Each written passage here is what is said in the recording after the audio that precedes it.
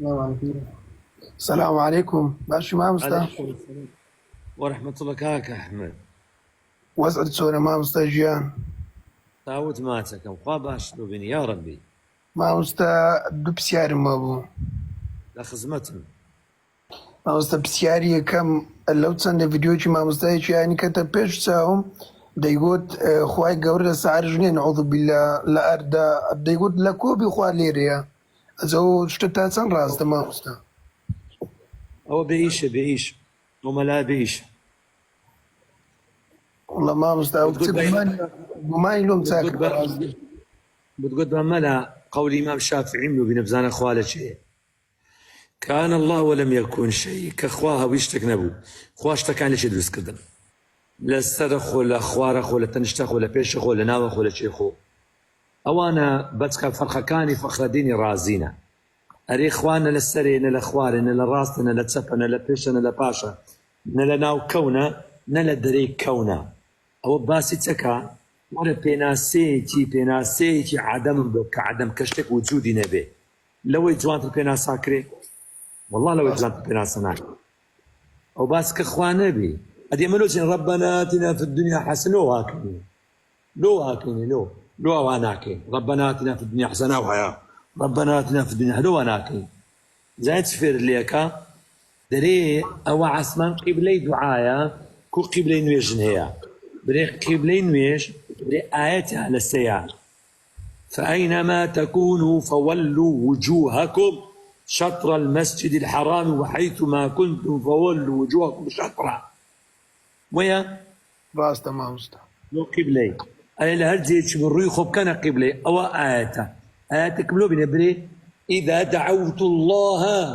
دعوتم الله فاتجهوا تلقاء السماء بابا دي شتوها هي نية أو آياتا كمحكمة كنص للسنة بودي أوي خوت وفكري خوت كان سلو آياتا كيف بيبالغا هو هيك يدوي برا وافرمي إليه يصعد الكلم الطيب أغلو خواي برزبت يصعد سؤالي مصعدي بوي مصعد بالي ما مستا سؤالي مصعدي بوي بالي مصعد الأخوار بساكي له سريونيا بالي ما مستا راس إليه يصعد الكلم الطيب إليه لبوي لوش قري فرعون سنة يا هامان ابني لي صرحا لعلي أطلع الأسباب أسباب السماوات والأرض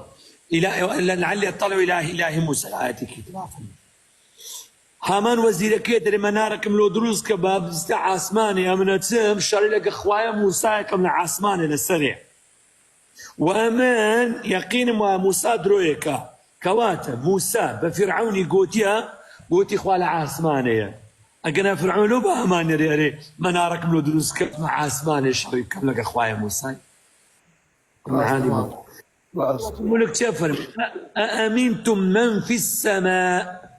أن يخسف بكم الأرض أم أمنتم هذه آيات القرآن من في السماء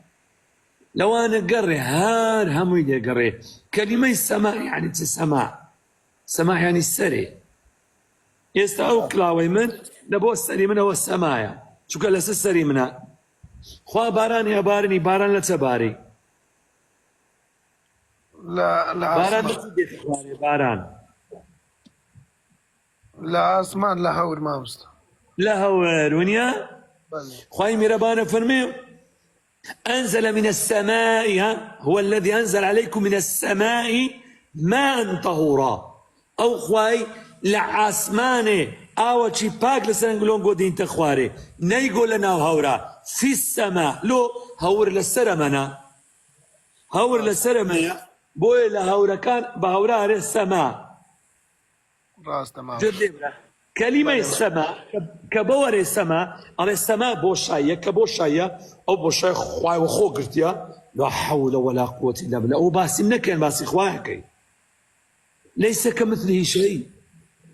كم ذات تمثيلك شو بخوا دروستك دوادي تعطيلي شكا بو ديكنا كاتو علي وجاء ربك خوا دي علي خوا كودي أمن يستابلم ديم علي اللبي توی وهابی مجسمه علي خوالي لديت اخوارك خواتي زوت صور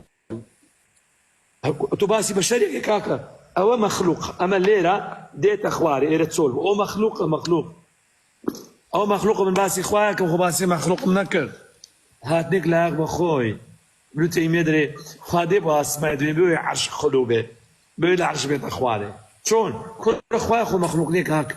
او مقصاكم حركاتك مقصاكم سكردني من حركاتي من روح مخلوق اخوايا هم بشر كو بدون زين روح مخلوق اخوايا او تشتيك ولا توكر غار دا بلا ماري اخوات دا زين وانا من بينو دا ولا باس اخوايا بك افراد كات بيغمر صلى الله عليه وسلم بكر بي فرمت الصحابه كان يزيك يقول لك مراب ومرا قرق هاد لي دا مره شي خواردبو اوش جيش يقشق قاصد قلت له تشوي بو قال له مرانا نبو قلت له دواي شمامك كبيغمبر صلى الله عليه وسلم فيريك ناوي لك كان يزين لعبتي خوي بدا عقوبك بآزادي بك او عقوبك دكيتي هات لا بيغمبر يا رسول الله مش انسانك وكو انسانك وش كنت قلتني خوين وقوشتم قولك لمر اذا مر خرانيه مش تسوي شقك من ليدا بيغمبر عليه الصلاه والسلام بربانكي هنا بيغمبر بيفهم اين الله قالت في السماء اشاره عثمانك بقول بلا اشارتش قوتي كوا خوا قوتي خوا لعاسماني بو نصيد مسلمة حديث بيغمبر قال بيغمبر بيغمبر من أنا أمن كما قوتي أتو رسول الله بيغمبر بيغمبر اعتقها فإنها مؤمنة آزادي كوافرة إيمان دارة أو آفرة إيمان دارة قد يبرا او جانوي درم عقيدة امام شافعي ملو بينا كان خوال السري مخلوق خويا اما لناو زماني ولا ناو مكاني زمان ومكان الاخوار ويخوي دروستي كردون زمان ومكان خوا ناقرنوا من حالي بوي خوال السري مخلوقات خوي لسروش معني قوري وعلوه قيني كاتبرين اگر وهات كرد او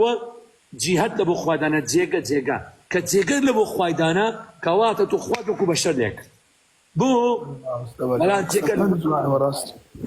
او زي استاب سارك اللي دكم هربا يبري بري خوا عليمه هذا هذه مش عليم نيمه ادنو خوالي لو كانوا كم لنات خوا حيه اري خوا حيه هربا يبري قلت خوا العصمانيه بري خوا حيه اري خوا حيه هذه من حي نيمه خو من ميت نيمه قصالك لكم من زندي ما مرديمه زندي ما مست خوار زندية بس زندية خوي لا يخبى خوي لقى من جوازها خوي إرادي هي يا نا خوي إرادي هي أمش إرادة هي أم برز كردوا إيه أبيني أمش إرادة هي أولو خوالي روتشي من نبو لمن حالي بوي خوان نفسي هي يا نا هر بوي بري كقولتي خوال السر واني العسمانانية بلي خوان نفسي هي على اخوان نفسي هي امش نفسهم هي بقول لي اخوان وشي من نبو لا وانا عقلي يبرع لا يخبى اخوان كواتا توب بقران وحديث لك بعقل كردت عقلش مخلوقه خوا كل مخلوق ددريكا كي هاوان خوا كل مخلوق ددري دواي خوا سبحانه وتعالى بارتسا ناكري حفظ صفتي للسمعين ابو خواي ادي اوانيتي انكار دكي بناوي تاويل تحريف دكي خاصة من القرآن أفتؤمنون ببعض الكتاب وتكفرون ببعض فما جزاء من يفعل ذلك منكم إلا خزي في الحياة الدنيا يوم القيامة يردون إلى أشد العذاب قل بجيلك القرآن دينك آخر خوا بارتسا ناكري باتش بيورك باتش آيات باتش حديث هاتي حوت صفة خواصا مني أو يترين كاركي أو فكري سعيد عبد الله بن سعيد كلابي أو عقيدة أهل السنة والجماعين يا أو كلابية لا شنك إمام أحمد هاد بقى هل دات إمام أحمد يقول مبتدع جويلي نقرن جويل ليبرا أو عقيدة كلابية كان عقيدة أهل كلامه وكو فخر الدين الرازي قال إمامنا أفلاطون إمام أفلاطون أفلاطون شيء كوري شيء لشيء دايق بس بيمري علمي جرح وتعدين بو بين أفلاطون تكوبوا بإمام جد ليه بو أو فلسفية نستدامي مؤمني كوري هذا رشيد سركتن أو أنا حسن فلسف يونان بيغمريان بو نتسبو لرقي عقلا لغيبيات أدوان جد ليه برا او جا او فلسفه وانا لبو مهاتيا تكر بدينيا كل سردبي مامونه لو والله من اشعري ملته لا اصلا هذه لا فرعه شافعي ما كوات الشافعي اصليا اصل لك عقيده دا قال لي بها او ربنا ناكرت ولا اصلا شافعي بي ولا فرعي شافعي بي لا فرق ندرو اوكي ما تروت لاصلا اشعري ما لفرع شافعي ما كواتا لما بين شافعي واشعري فرقك لا اصلا اصل عقيده كواتا او امام شافعي وهابي بوا او امام شافعي عقيده نبوا ما كاك ايمان لا اصل لفرع شافعينا لا اصل لفرع حنبلينا امام احمد مالك وامام ابي حنيفينا وشي امام مالك ليان فرمو ليان برسي استواء خاص استواء كذا ياخذ قلت الاستواء معلوم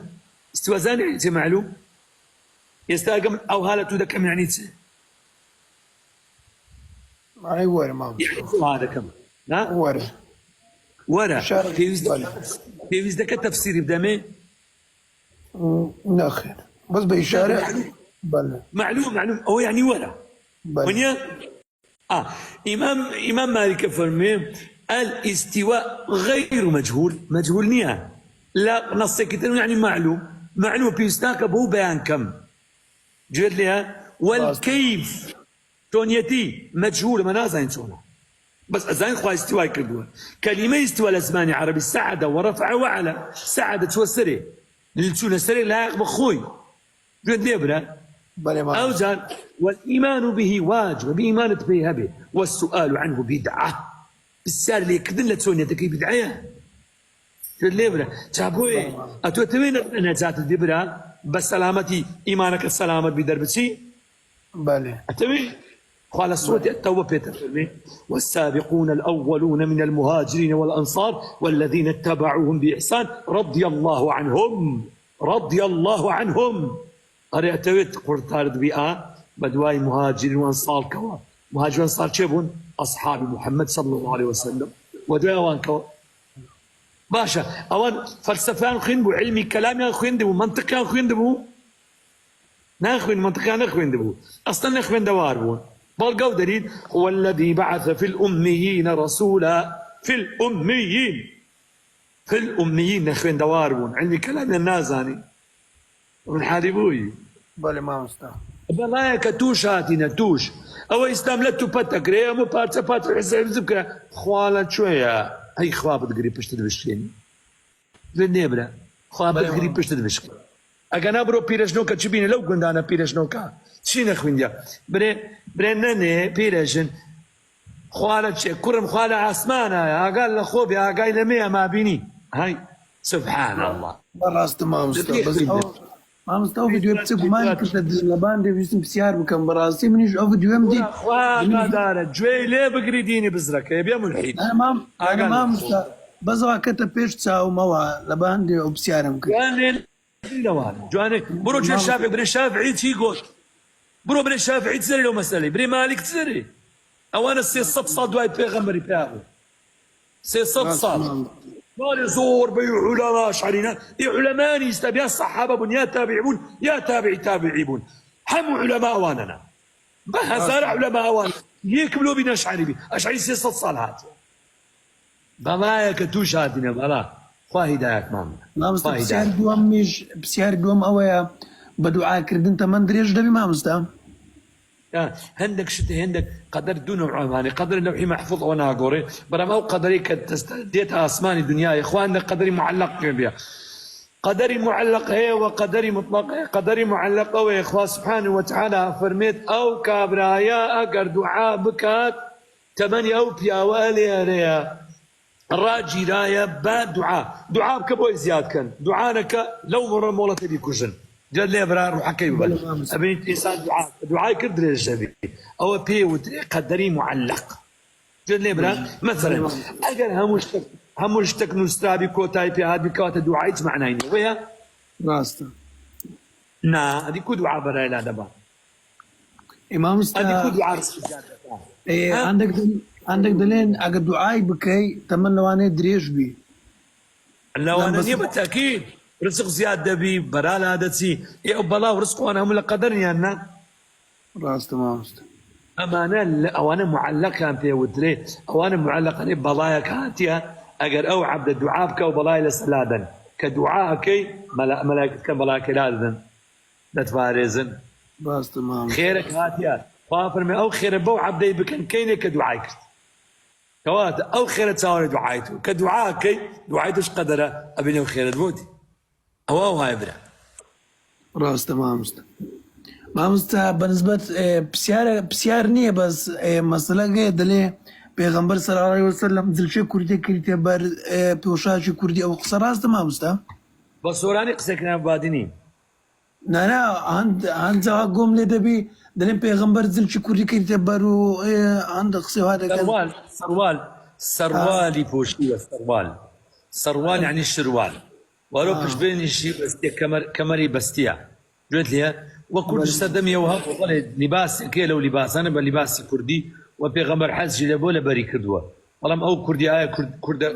کوردی ئێستا منێک پرسیار لە تووە کەمێک پرسیار ئەگەر تەماشای ڕسمەکانی ساڵی 1920 کە ئایا ئەو جلکان وەکو جلچی ئێستانە من لەبەر من یان نا؟ وڵا مامۆستا وا بزانمەوە نییە گەورەترە. ئەوان ئەگەر لێدی ئەمە دیژداشێ و درێژ وەکی ئەفغانی وانینەوەیە بەڵێ